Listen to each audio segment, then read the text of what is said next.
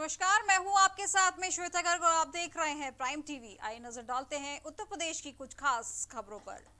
भारत रत्न महान अभियंता डॉक्टर मोक्ष गुंडम विश्वेश्वरैया की जयंती को देश भर में अभियंता दिवस के रूप में मनाया जाता है।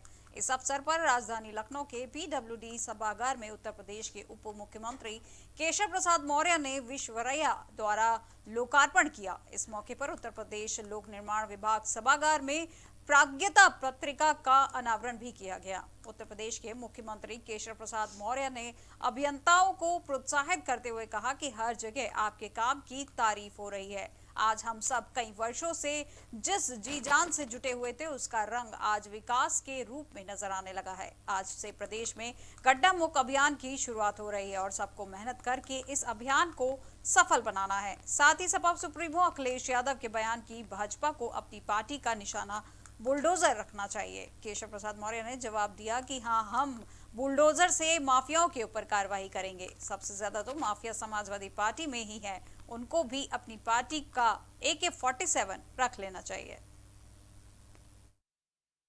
आज 15 सितंबर भारत रत्न विश्वेश्वरैया जी की जयंती का दिन है। पूरा देश विश्वेश्वरैया जी की जयंती के दिन अभियंता दिवस के रूप में मनाता है। मैं अपने देश के प्रदेश के विभाग के सभी अभियंताओं को अभियंता दिवस के अवसर पर बहुत बहुत बधाई और शुभकामनाएं देता हूं और सभी के उज्जवल भविष्य की कामना करता हूं। आतंकी पकड़े गए हैं उत्तर प्रदेश और आज विश्वेश्वरैया जी के सम्मान में यहाँ पर विश्वेश्वरैया द्वार का भी निर्माण किया गया है, जिसका लोकार्पण भी आज हो गया है। और अगले वर्ष जब 15 सितंबर को हम लोग मिलेंगे तो यह विश्वेश्वरैया जी के नाम से जाना जाने वाला जो यह हाल है, यहाँ पर उनकी एक मूर्ति भी स्थापित हो जाएगी।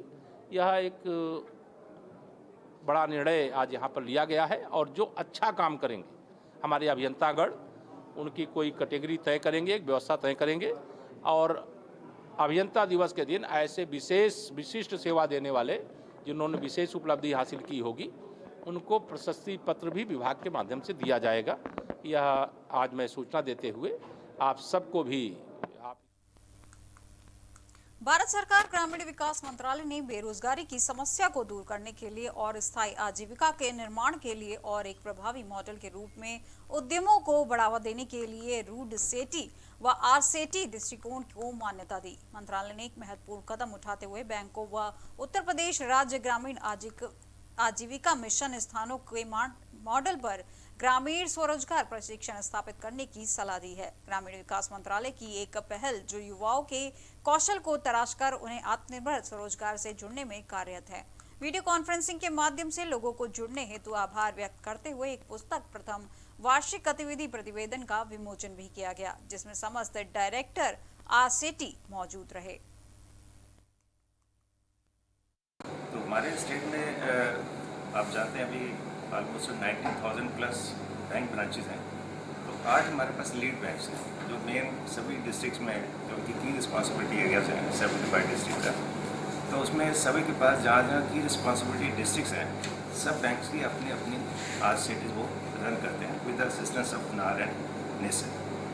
तो वहाँ जो कैंडिडेट का सिलेक्शन रहता है, हमारे डायरेक्टर्स उसमें रहते हैं, डायरेक्टर के साथ आउटसोर्स स्टाफ रहता है उसमें, उनको सपोर्ट करने के लिए, ताकि उस ट्रेनिंग को अच्छे ढंग से प्रोवाइड किया जाए। और आज जो लॉन्च किया गया असेसमेंट एंड सर्टिफिकेशन, ये एक कॉन्सेप्ट है जिसे हम लोग क्वालिटी ट्रेनिंग कैंडिडेट्स को प्रोवाइड करेंगे और ताकि उसको आने वाले टाइम में फ्यूचर में उसका अच्छा एक फैमिली सेटलमेंट हो सके।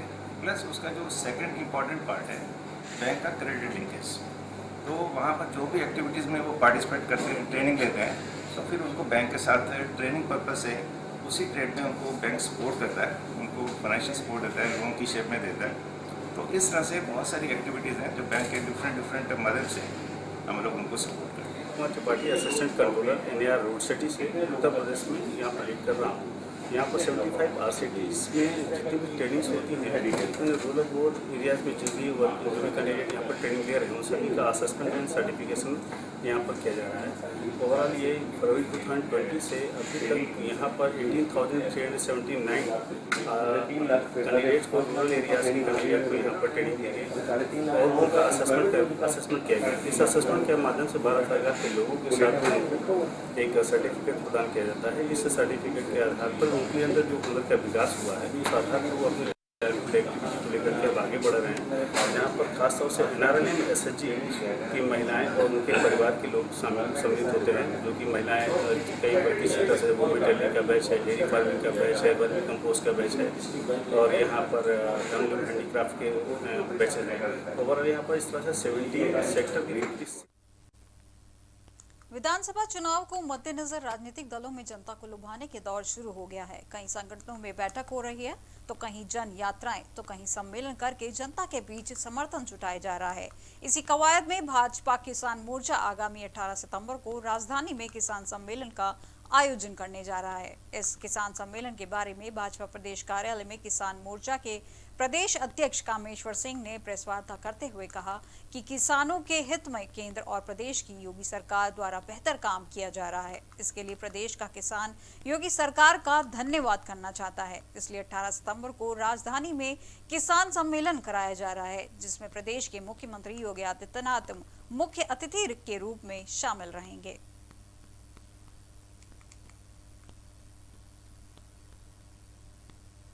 यह किसान आंदोलन ये प्रायोजित है, यह प्रायोजित है और किसान यूनियन के कार्यकर्ता धरने पर बैठे हैं। वह देश के किसानों को गुमराह करने का काम कर रहे हैं। वह देश के किसानों को भी दुष्प्रचार कर रहे हैं कि मोदी जी को बदनाम किया जाए।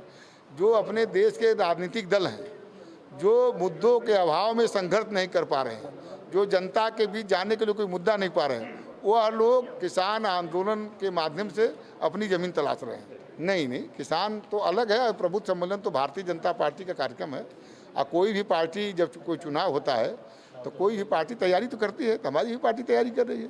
नहीं, किसान सम्मेलन जो हो रहा है यह किसान अपने तरफ से योगी जी को आभार ज्ञापित कर दे।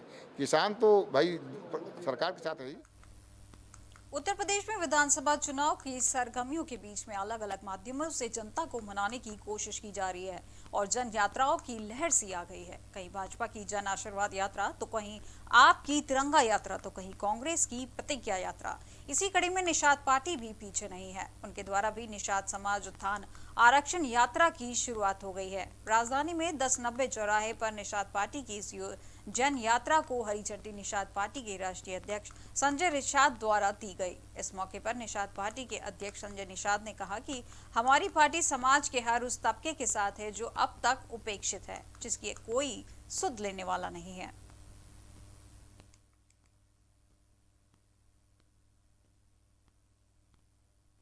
बिरादरी की पार्टी नहीं है, सारे जातियों का समर्थन मिल रहा है और उस समर्थन से जिसकी 70 साल से जो लूट खा रहे थे, जो इनके नौकरी पर, इनके हक हिस्से पर, इनके रोजी रोटी पर डाका डाले थे, वो सारे लोग षड्यंत्रकारियों का पर्दाफाश हो रहा है। ये जनता है, ये भाड़े का नहीं है। ये जो है अखाड़े के पहलवान हैं, ये विज्ञापन वाले नहीं है, ज्ञापन वाले हैं। ये आज के दिन में हम लोग जमीन पर उतर रहे हैं। ये गाँव में जाएंगे, सोएंगे उनके साथ, उनके दर्द को समझेंगे, वोट को इकट्ठा करेंगे और उस वोट की चोट से 2022 की सत्ता की चाबी लेंगे और 70 सीटों पर जो है 160 सीटों पर कब्जा दिखाकर कैसे सत्ता की चाबी ली जाती है, वो निषाद पार्टी का रथ है। 13 कार्तिक 3 आषाढ़ होता है। 13 दिन कार्तिक में, 3 दिन आषाढ़ में खेती की जाती है और जब रेड़ा आता है तो किसान रेड़ा लगाता अपने खेत में कि कीटे फतिंगे सूखा न पड़े, वो बाली 6 महीने खाना है। ये 5 साल जो भी है इनको मीट देते, जीत नहीं देते हैं। इनको जो है खाना दे देंगे, खजाना नहीं देंगे। इनको सचिवालय में जगह नहीं देंगे, सचिवालय में कानून नहीं बनाएंगे, शौचालय देंगे। 70 साल से इन्हें ठगा गया है, सबने इन्हें ठगा है। इन्हें हम पॉलिटिकली हम स्ट्रांग कर रहे हैं। ये झुआ भर रोड पर पौआ का जो लिलबिल लगाया गया था, इस यात्रा से हम लोग जाकर उस झुआ। अब खबर शाहजहांपुर से है, जहां शाहजहांपुर की पुलिस को बड़ी सफलता हाथ लगी है। जिले के पुलिस अधीक्षक को एसओजी टीम ने मादक पदार्थों की तस्करी करने वाले 3 तस्करों को गिरफ्तार किया है। साथ ही पकड़े गए तस्करों के पास से 11 किलो फाइन क्वालिटी की अफीम, 2,37,000 रुपए व एक वर्ना कार भी बरामद की है, जिसकी कीमत 11 करोड़ रुपए बताई जा रही है।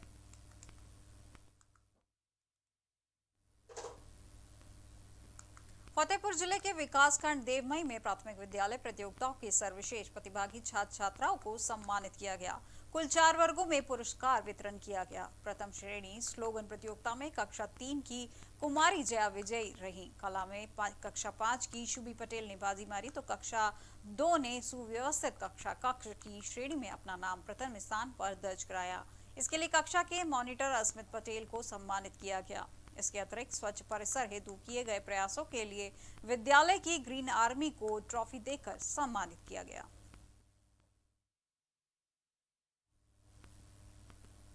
शाजापुर में उस समय हड़कंप मच गया जब एक बुजुर्ग महिला पानी की टंकी पर चढ़ गई। पानी की टंकी पर चढ़कर वह आत्महत्या करने की धमकी देने लगी। आपको बता दें कि पूरा मामला ये है कि एसडीएम के आदेश के बाद अवैध रूप से रह रहे किराएदारों को बाहर निकालने का आदेश दिया गया था और मकान से बाहर निकाले जाने से नाराज महिला ने आत्महत्या करने का फैसला कर लिया और पानी की टंकी पर चढ़कर आत्महत्या की धमकी देने लगी।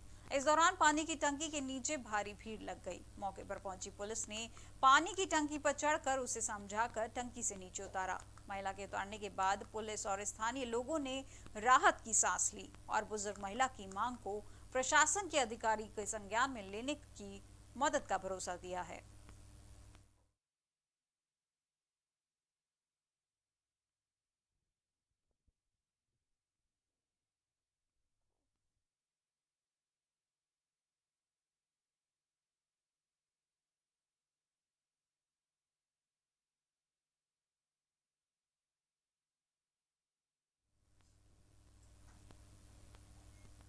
खबर शाजापुर से है, जहां मकान से बाहर निकालने पर बुजुर्ग महिला नाराज होने के कारण महिला टंकी पर चढ़ गई।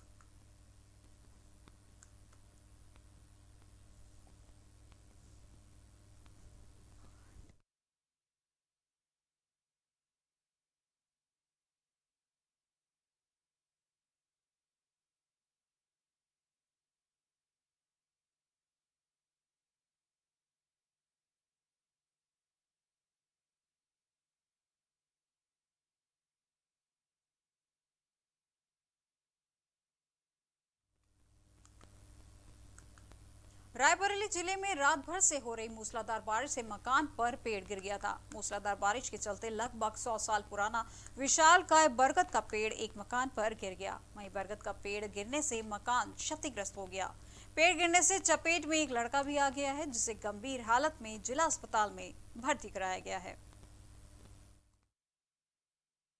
पचाई का पुरवा है जी, से सारा इनका नुकसान। कितना नुकसान हुआ प्रधान जी? लगभग 2.5-3 लाख रुपए का नुकसान।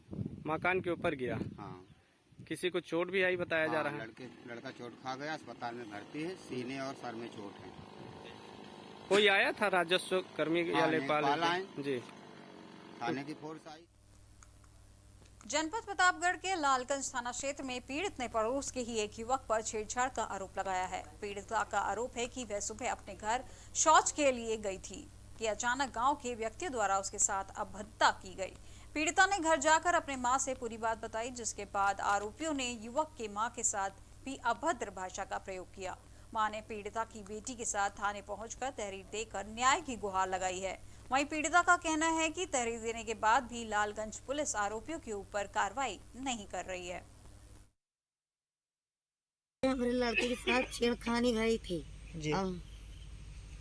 हम बोलते जौन उनके घर गए तो हम कभी जौन है मारने लगे सब जी लोग। हाँ, हम थाने बार बार आवत है, थाने से हमका कोई मार।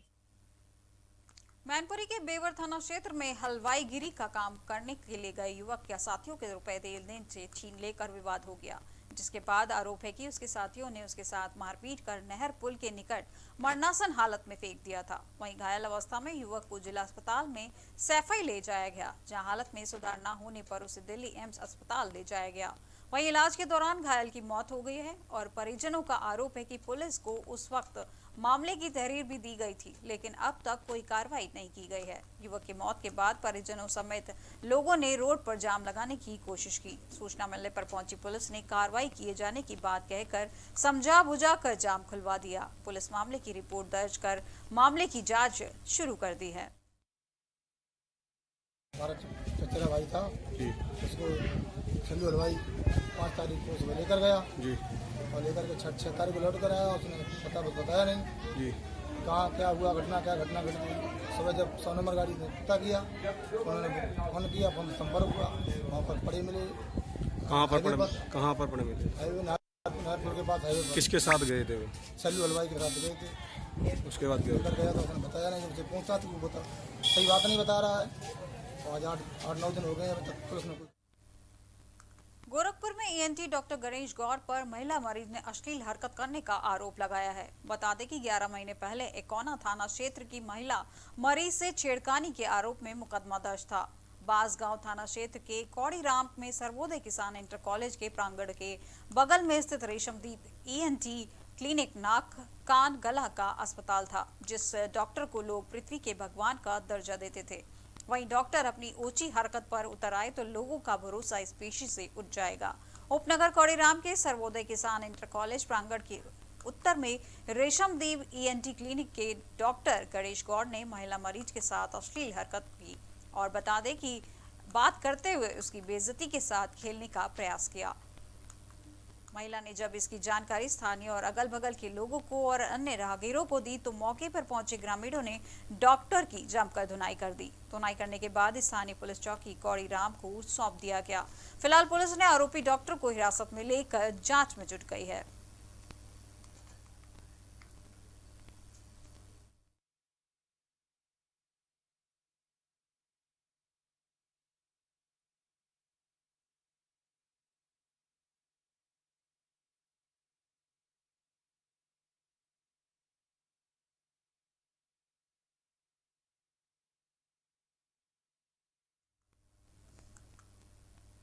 अयोध्या में सरकारी स्कूल खुलने के साथ ही बच्चों द्वारा स्कूल में साफ सफाई कराने की तस्वीर आने लगी हैं। साथ ही अध्यापकों के विद्यालयों से देर से पहुंचने का सिलसिला शुरू होने लगा है।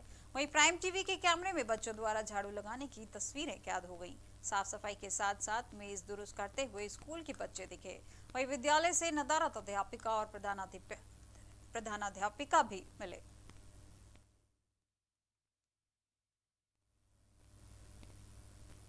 अलीगढ़ में पीएम रैली में शामिल लोगों ने रिफाइंड के सील पैक भरे टिन और पानी पैकेट्स लूटे। रैली में शामिल भूखी भीड़ ने तांडव किया। एक गेस्ट हाउस में गई खाने की व्यवस्था को पूरी तरह से भंग हो गई। बता दें कि सुबह से लोग परेशान हैं और रैली में सुबह से लोग मौजूद थे, लेकिन उन्हें खाने को कुछ नहीं मिला। वहीं लूटपाट के वीडियो सोशल मीडिया पर वायरल हो रही है।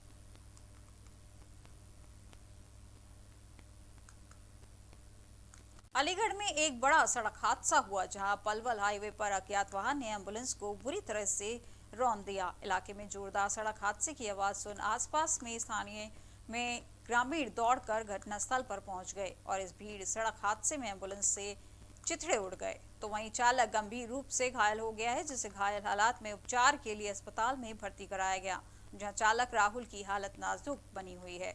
तो वहीं अज्ञात वाहन एम्बुलेंस को जोरदार टक्कर मारने के बाद घटनास्थल से फरार हो गया है।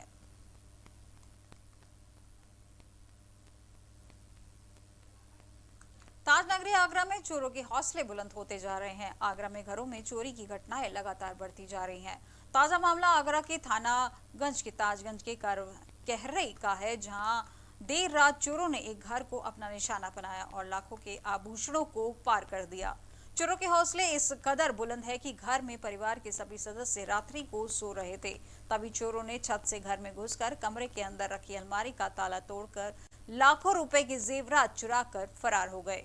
वहीं पीड़िता ने बताया कि घर पर रात को हम सभी लोग सो रहे थे। रात को ही चोर छत से घर के अंदर आए और कमरे में रखी अलमारी का ताला तोड़कर सारे गहने ले गए। सुबह इसकी जानकारी होने पर पुलिस को सूचना दी गई। वहीं पुलिस पूरे मामले की तहरीर लेने के बाद जांच में जुट गई है।